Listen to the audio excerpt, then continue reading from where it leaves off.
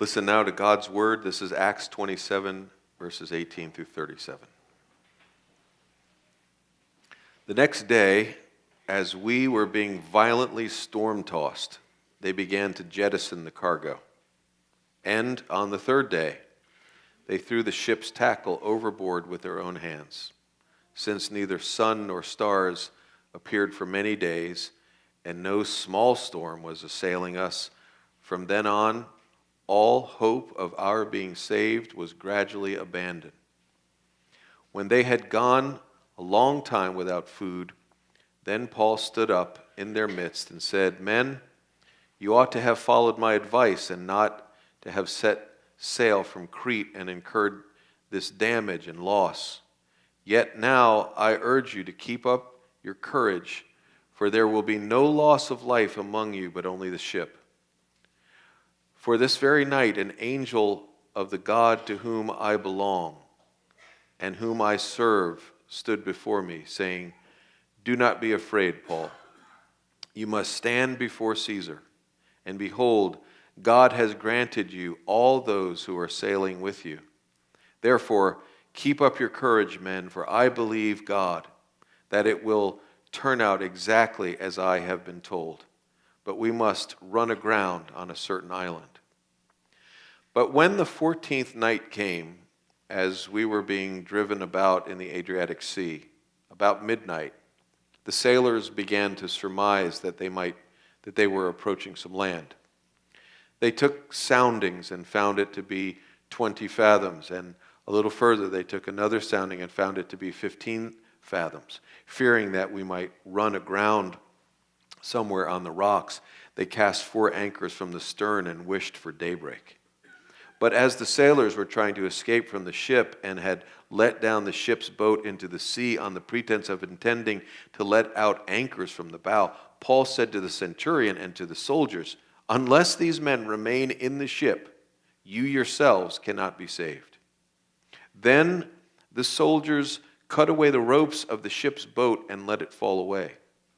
Until the day was about to dawn, Paul was encouraging them all to take some food, saying, 'Today is the 14th day that you have been constantly watching and going without eating, having taken nothing. Therefore I encourage you to take some food, for this is for your preservation. For not a hair from the head of any of you will perish.' Having said this, he took bread and gave thanks to God in the presence of all, and he broke it and began to eat. All of them were encouraged, and they themselves also took food. All of us in the ship were 276 persons." The word of the Lord. The book of Acts, we've been studying all summer, is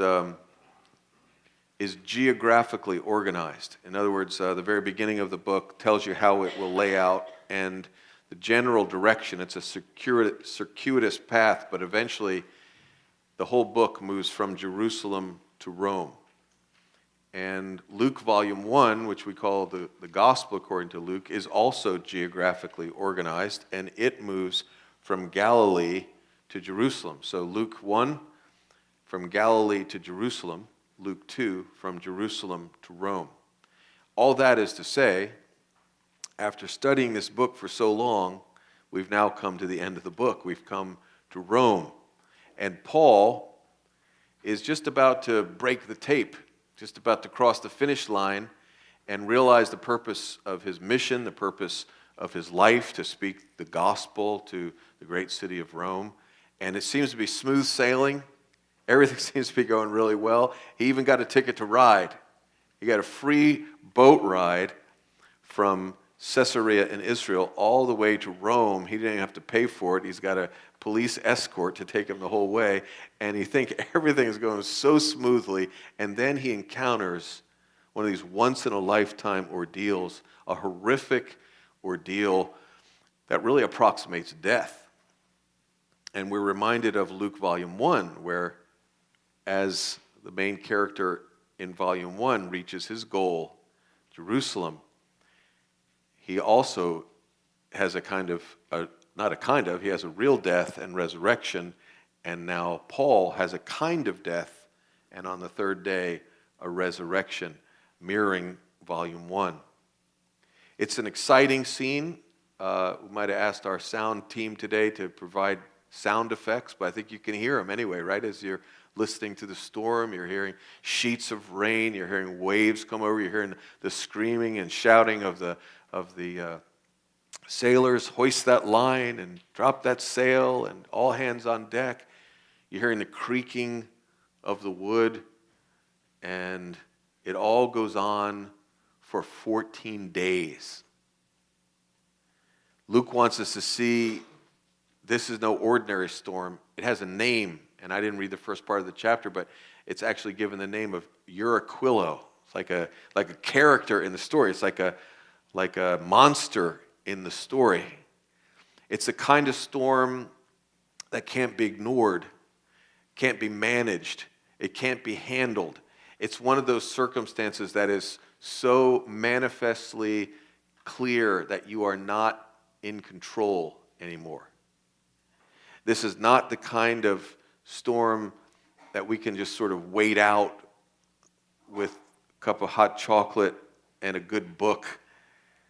This is not the kind of storm that leaves people sad. You know about SAD? Seasonal affective disorder? We don't really have it here. They have it where they have seasons. We only have 2 seasons here, where it's hot and where it's hotter. But in other parts of the country, sometimes the sun sort of goes into hiding for weeks on end, and people literally experience kind of clinical depression from it. This is not that kind of storm. This is the kind of storm that is dangerous and even deadly, and the kind of storm where you at one point hope to just make it through the storm, and then in time you even give up that hope, and you're left in despair as you're waiting for the onslaught of death.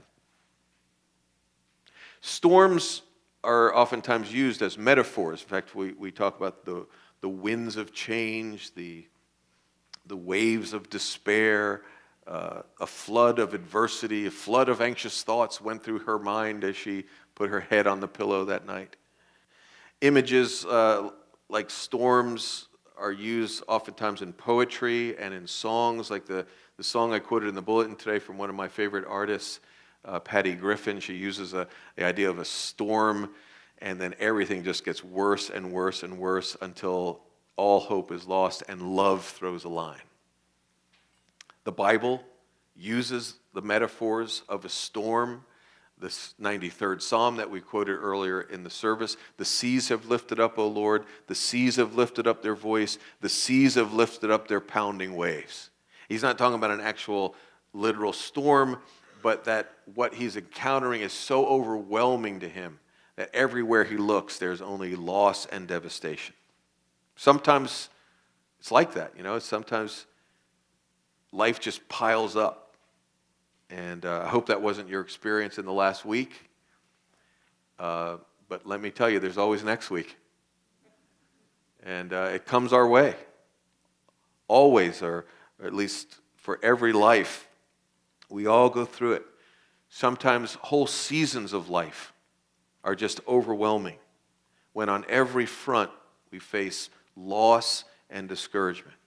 Right before he breaks the tape, right before he reaches his goal, Paul the apostle faces a literal storm, but I think we can take this passage as more than just literal, because there are certain elements in the storm that are clearly meant to be emblematic and symbolic of the storms of life, and what to do and what to think when we find ourselves overwhelmed by life's troubles. 2 simple points today: the storm and the bread. The storm and the bread. Or to put it another way, the storm as a metaphor for life's difficulties, and the birth and nurture of faith in the midst of the storm. The birth and nurture of faith in the midst of the storm. Just to remind you what has happened here, Paul went to Jerusalem and he was speaking in the temple precincts to a lot of Jewish fanatics, and they turned on him when he talked about consorting with the Gentiles, and they literally tried to rip him limb from limb. The police came in and saved Paul out of that riot situation. They took him to a jail 75 miles away where he kind of languished in jail. They didn't know what to do with him for 2 years. At the end of 2 years, a new governor comes in and says, Paul, would you like to go back to your original court of jurisdiction? We'll get you back to Jerusalem if you want to go to trial there. And Paul says, no deal. I will not get a fair trial in Jerusalem. I want to be tried by Caesar. I appeal to Caesar. And once he, as a Roman citizen, made that statement, it had to be honored. And so now they're preparing to send Paul to Nero to make his appeal to the emperor. He is being put on a boat with other prisoners. He's got 2 friends who are accompanying him.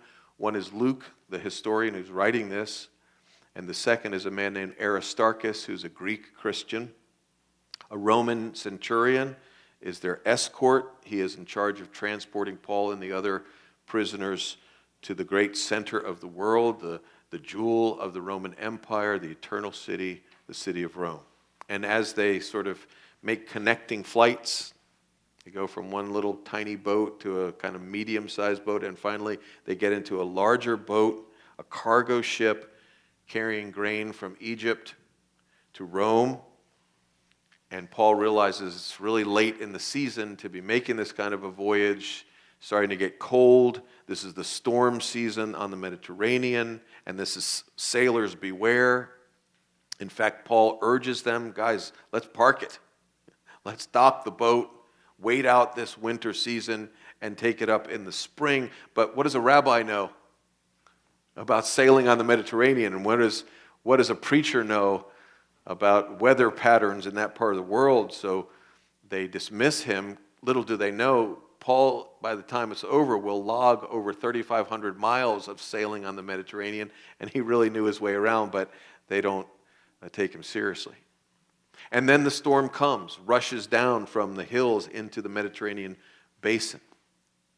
Comes violently. Luke stacks up the descriptors, wants to make clear that we understand what kind of storm this is. Violently storm-tossed, he'll say. And then they jettison the cargo. They take the money of the boat, what the boat was there for, to make money by transporting grain. They begin to pitch it overboard. Then it says they threw the ship's rigging overboard. I mean, that's a way of saying it's all over. Even if this storm goes away, we're not going to have sails and masts and everything else to make it through. We're just trying to hold on for dear life because we're pretty sure we're not going to make it. Why is Luke going into such detail about the storm? You know, this is not the way ancient historians used to write. Ancient historians had a really hard time procuring paper. They couldn't even get enough paper. And so they wouldn't write a lot of adjectives and a lot of flowery descriptive words, but Luke is piling it on, stacking it up. He wants us to see that this is a crisis of epic proportions. These are circumstances that can no longer be controlled. This is a named storm, as we say here in South Florida. This is all hands on deck. This is, Houston, we have a problem. This is when the pilot comes on the intercom and says, ladies and gentlemen, please brace for impact. You're going down. And then he adds, as if this were not enough, neither sun nor stars appeared for many days. That's just not a way of saying, hey, it just wasn't clear skies out. This is a way of saying we had no navigational markers because the stars and the sun and moon is what they used to navigate. And he said even they were gone. In other words, this is Luke's way of saying we didn't know where in the world we were. This would be like you driving in the middle of some far-flung state and it goes totally black, no moon, pitch black, raining, and the lights in your car go out in the middle of the night. And you can't even see the road in front of you. That's the picture Luke is painting. He comes out and says it. This was no small storm that was assailing us. Got the message, Luke. And then he gives the kind of sum of all fears. All hope of being saved was gradually abandoned. It's as if they're throwing everything overboard until there's nothing to throw over, and finally they take what remaining hope they have. And they throw it overboard. Nothing try as they might, trying to drop the anchors, trying to throw ropes over the bow of the ship so they can kind of bind it together. Cables. They loose the lifeboat, but nothing. 276 souls are bracing for impact, are going to perish at sea. It's not the kind of predicament you face every day, but as I mentioned, sooner or later, you will face something like this. Sooner or later, you'll face a situation where the difficulties are so multi-layered and complicated and tangled that you just can't find a way out. And finally, you'll find yourself with your head in your hands. All hope of being saved is gradually abandoned. It's the very definition of a crisis. And for those of you who are new to St. Andrew's Park Road Presbyterian Church, we like to talk about crisis at this church. In fact, we have a little phrase that we use when we talk about crisis. Many of you have heard me say it before, and that is, a crisis is a terrible thing to waste. And if I've never clarified, at least recently, what I mean when I say wasting a crisis, let me be abundantly clear at this point. Sometimes a crisis gets to be so bad, and when you find yourself in the heat of the battle, the true you starts to come to the surface. And those little peccadillos and character flaws that you have successfully suppressed now come to the surface so that everyone can see it. And in time, you even see your own flaws, like you've been trying so hard to ignore them, but you can't ignore them anymore. And when I say wasting a crisis, what I mean is somehow in the crisis, you somehow manage, you handle, you manipulate the difficulties until the difficulties pass. But the deeper stuff of your character never gets addressed.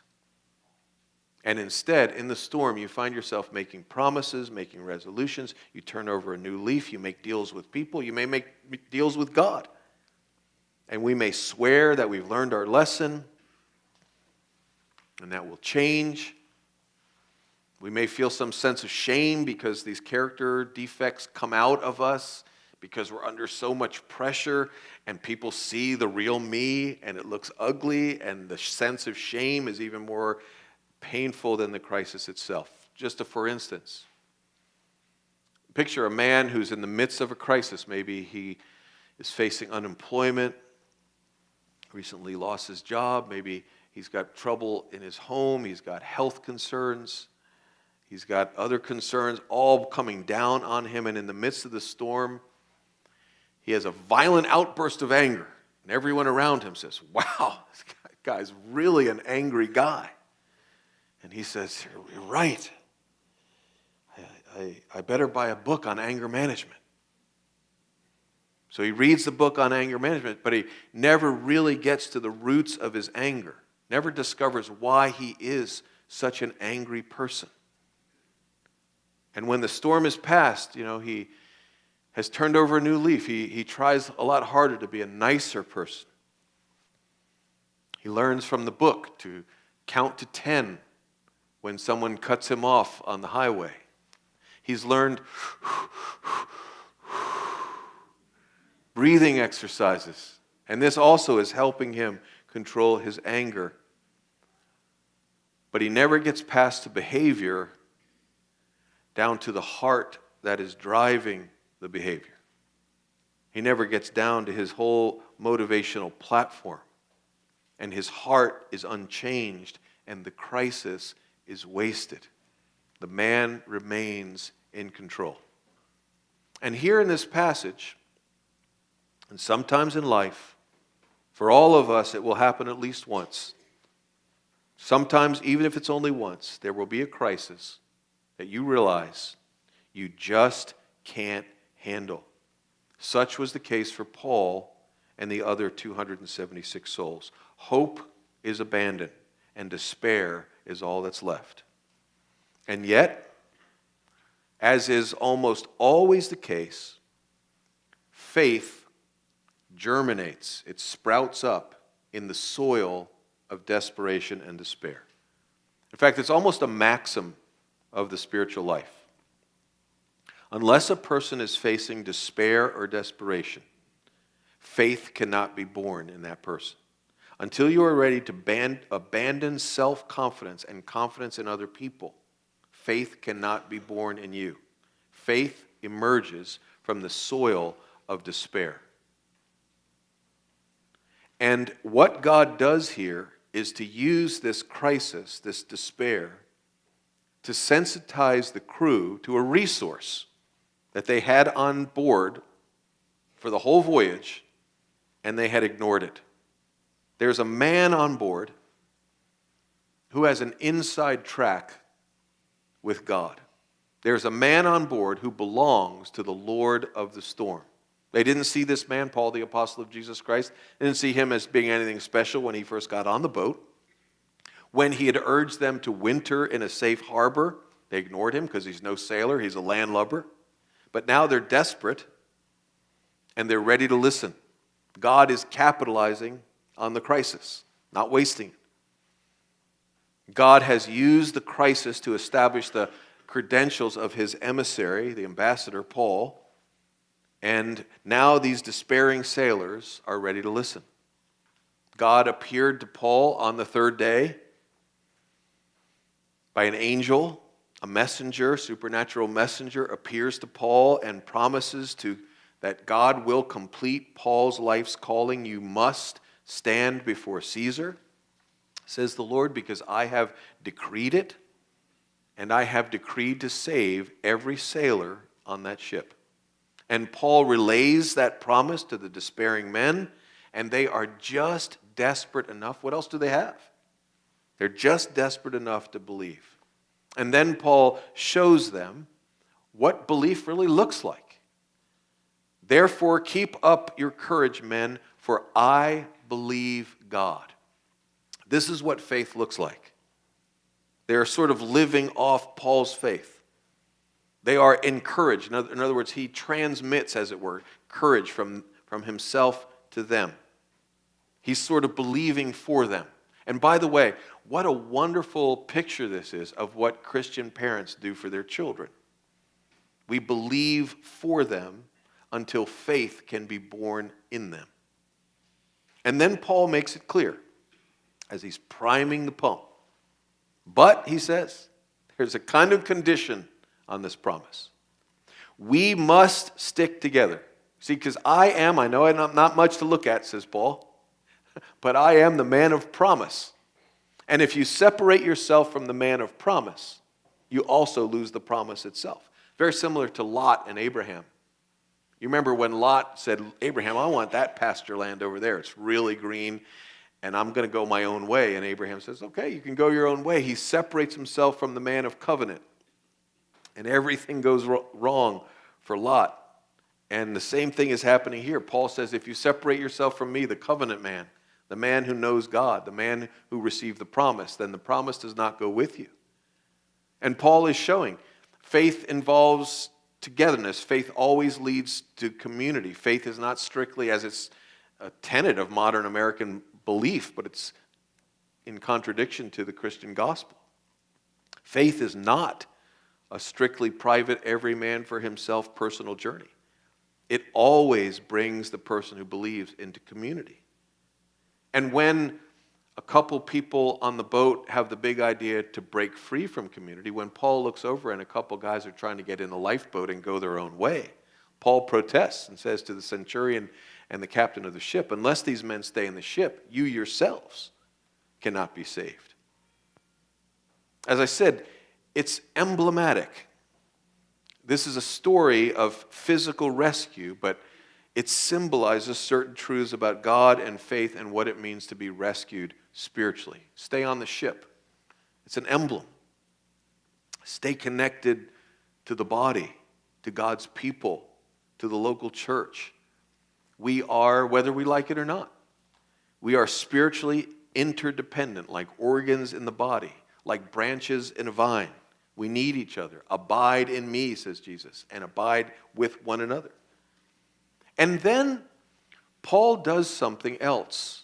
emblematic, something that illustrates a deeper universal truth, and something that when he did it must have struck everyone as being a little bit weird. Right after they cut the lines of that lifeboat, so that now they've burned all their bridges, there's no way off the boat now. And then Paul looks at everyone and says, I have a great idea. Let's eat. Let's eat? And in a gesture that looks a lot like Holy Communion, Paul took bread, and when he had given thanks, he broke it in the presence of all, and he began to eat. My own former seminary professor, William Larkin, who has now transferred to the Church Triumphant, but in a wonderful commentary on the book of Acts, Dr. Larkin commented on these verses, and he wrote this: "It was an acted parable in which physical salvation mediated by God's apostle points to the spiritual salvation of which that apostle was also a messenger." In other words, God is doing everything he can for these people to kind of prime the pump. He's enacting what the Christian life and faith looks like for these people in the midst of their crisis. And Paul is saying, we will all be nourished as one, and we will all be saved as one, not to go our own way. And as the sailors and fellow prisoners ate, it says, all of them were encouraged, and they themselves also took food. Was it a communion service on the deck of that boat? No. It was missing some major marks of a real communion service, but it was a priming of the pump. It was like a physical therapist who moves the patient's arm repeatedly and then says to the patient, now you move your arm, priming the pump. Paul was showing them, and more than just showing them, he was moving them. He was imparting courage to them. He was saying, see, men, this is what it looks like to be on the real ship, to be on the ark, to be in the church. This is what it looks like to believe God's promise, to be nourished on God's grace. This is how we roll in the Christian church. I know you pagan sailors don't know it, but this is what life in the Christian church looks like. We eat the bread that comes out of heaven, even when all hell is breaking loose all around us. We cut ties with the lifeboats, our former self-salvation projects. We let go of them and we stay on board. Even when eating seems to be a royal waste of time, even when eating seems to be silly and useless, we still eat.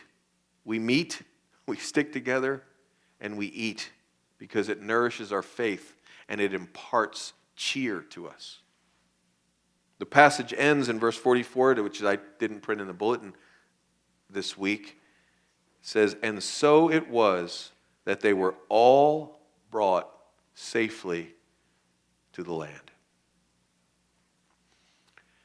You know, I'm pretty convinced that one of the great keys of life is coming to learn one's limitations, coming to the end of oneself. We'll all get there eventually. I mentioned it last week. When you're looking out from your bed one moment, and the next moment you're looking down on your bed as you're sort of floating away, and you realize that was your deathbed. But the key is to realize your limitations before you get to your deathbed. And in that moment, whatever form the crisis takes, in that crisis, we begin to see how powerless we are. We're powerless against hurricanes. We're powerless against microorganisms and cancer. And when we see that we're powerless to change our children, we're powerless to fix our marriages, we're powerless to change our character and our motives. Sometimes we can't even change our own behavior. And ultimately, the crisis may give us a real view of the real me. And I might look at myself in the moral mirror in the midst of that crisis and realize, TJ, you are a deeply flawed person. I have not obeyed God's commandments. I deserve God's hot displeasure and justice, and I can't fix this.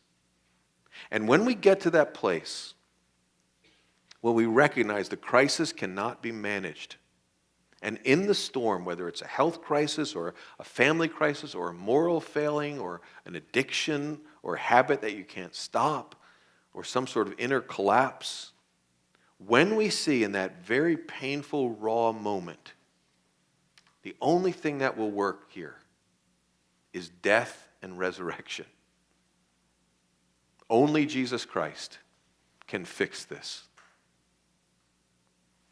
But yes, He has. He has lived obediently in my place so that I am credited with His good works. And He has died to pay my penalty. And He is risen as God's message to me, saying, I received Him as your sacrifice. TJ, I accept you. The storm will not crush the real you. You belong to me, and I love you with an everlasting love.